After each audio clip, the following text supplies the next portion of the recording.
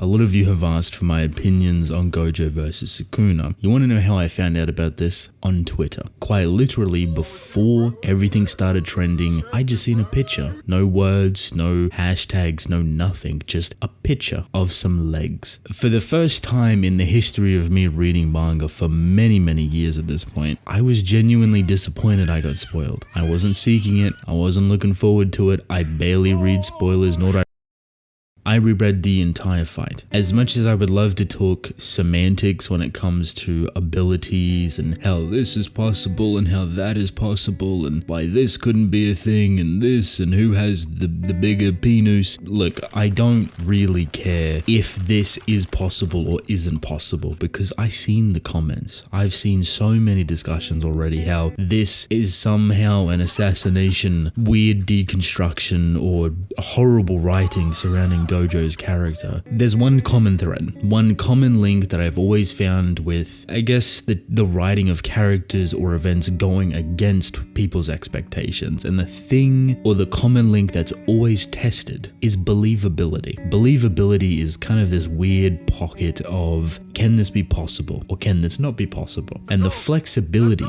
within there is meant to be flexible because you can take the decision making, the events and everything really through that cipher, through that zone, and kind of put it off into any direction as you see fit. I mention this because people do not believe that Gojo would lose. People do not believe that Gojo was losing. People do not believe that Sukuna wasn't really trying, or he was trying but he was getting beaten, or he didn't use all of his abilities, or how did he even pull off this slash attack, or the problem with this is that because you don't know, because there's such a big range of that believability, people will argue. People will start to supply their own handcannons. People will start to do the mathematical equations on how this is or isn't possible, when in reality, it can be both outcomes. This fight, this outcome at its core, I think is believability. Leave a like and subscribe or end up like God. It is the point that it could go either way at either time in any direction because these two people right here are the strongest to ever do it. And their abilities, their reflections of themselves, the thematic presence surrounding them, how they adapt and evolve off one another but also the world surrounding them is believable.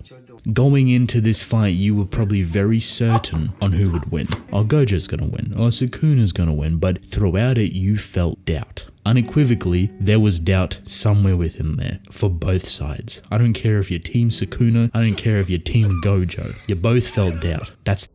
The fight itself was a battle, a tug of war. Who could outsmart who could outpower who could do this, who could do that. And you seen the best of the best not only come out to play, but get challenged. Personally, the most impressive thing, something that was challenged, something that was recognized. These are sorcerers that don't get that challenge often. They don't get to fight these big lengths. Usually they're fighting for like a minute, 2, maybe 3 minutes flat, if you're lucky. For the most part, I would say the standard fight time for these two people, Sukuna and Gojo, is probably under 30 seconds because they're just that strong and no one can really compete. So to have them actually expend all of their resources basically, or at least a good majority of them, let's put it like that, is very impressive. You will not see another fight like this ever again. This was personal, this was intimate, the love of the battle, there's just so many things within here that elevate it to just being a power showcase. I would say like 50 to 70% of the fight is hand-to-hand combat that's enhanced quite dramatically. I genuinely like this. Going back and reading the fight, when they're having fun, when they're devouring each other, when they're trying to get the upper hand, when they're trying to do all of the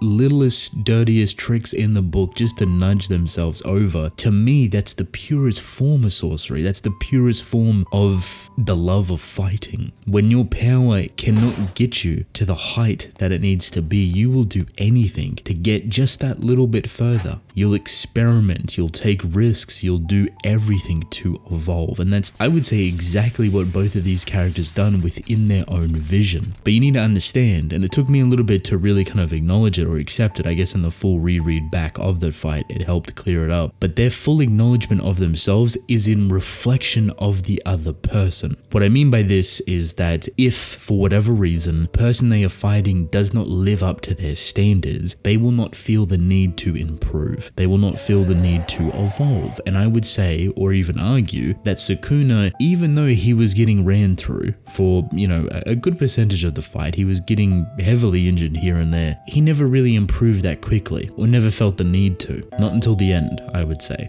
Not until Maharaga came out. Now, you could probably make the counter argument for that, and to be honest, by all means, but for me, it's a value of time and effort. At the beginning, this wouldn't have been the case. Probably for neither of them. But over time, you see them kind of become more comfortable with each other. You see them starting to get more desperate, starting to use more techniques that are unstable and a little bit problematic and just kind of weird. Does that make sense? One of the most impressive and or desperate. This was something he's never really done before, so much so that it affected himself, which is kind of crazy to think about because you're testing an ability and its utilization and its power without you knowing the effects of it.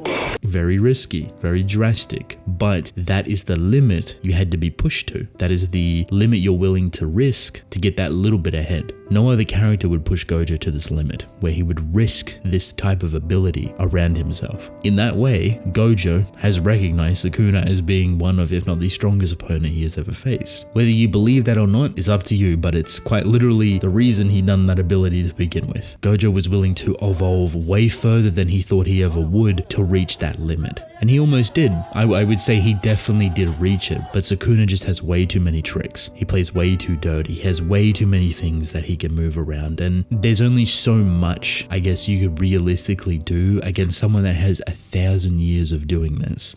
This is something that I do believe people forget about often, that the value of their age is incredibly indicative to how much experience.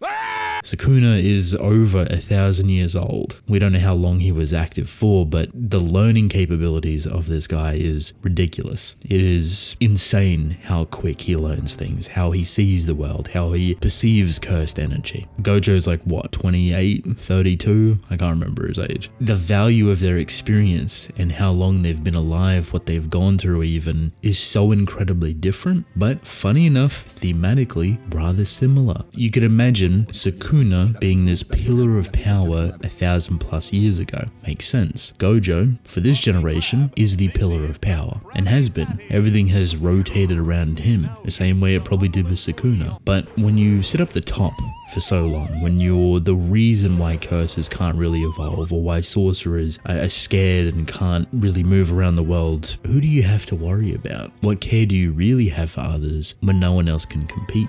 No one else can match your energy? For the first, do I wish there could have been more love and appreciation department surrounding it? Yeah, I wish there was a little bit more, but I do appreciate the acknowledgement towards it. You went into this fight with Sukuna saying that Gojo would never be recognized, that Sukuna would never see him as an honored one, yet by the end of it, he's calling him his name, saying that he'll always be remembered. That is high class respect. That is taking Gojo's name and effectively making it immortal, becoming one with Sukuna and being something that he will always remember. Now, I'm gonna just say it, is there a character that has ever done that for Sukuna? Probably not. I would say no. Now, I'll say this, I love the chapter where Gojo dies. I think it's sickening, disgusting, just outright Akatami hatred for Gojo's character. The most vile way to go out. It is a chapter that is preloaded with old memories, old thoughts that's woven in with current terminology and talking and speaking in a current Gojo. So you're kind of reading it unsure of what's really happened. Why is Gojo reflecting? Why is he thinking about Geto and Haibara and Nanami, and they're all younger and it's at a terminal and you're talking about heading north or south? Why are we talking about like it's in past past tense.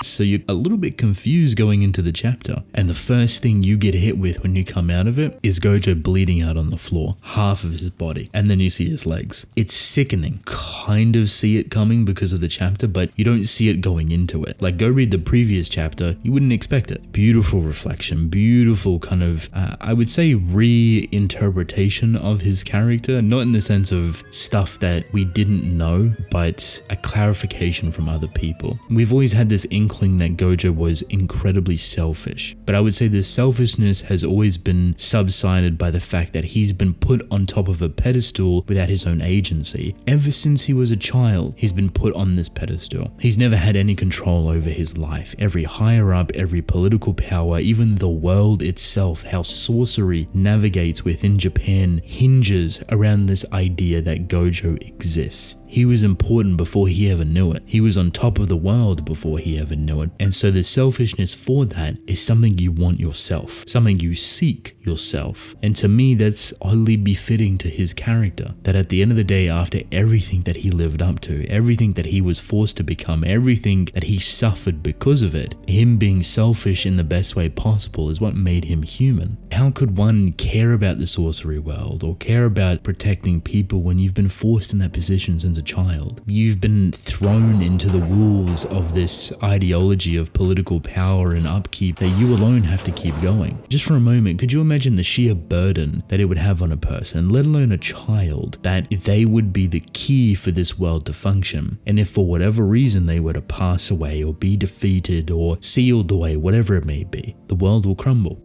I'm sorry, but if you're not a little bit selfish because of that, you're delusional. I don't even think he'd be human. This makes Gojo Gojo because he balances this self-satisfaction with the importance of keeping people alive, of protecting people. Gojo has changed dramatically, and I would argue that this fight is something that he is truly satisfied with. He could I think Akutami has done a phenomenal job sending Gojo off in a way that feels respectful to his character, respectful to the world of sorcery, Sukuna even, to the balance of power that he upheld, but I think also in a way that feels oddly hopeless, which in turn makes it unpredictable. As we know, this is the only time Sukuna could ever be defeated, right after Gojo is done. So everyone, and I mean everyone, will be on board with trying to attack Sukuna right now. I think in the end, Gojo was satisfied. He had fun, he fought his hardest, and respectfully, on the same day of Geto's passing.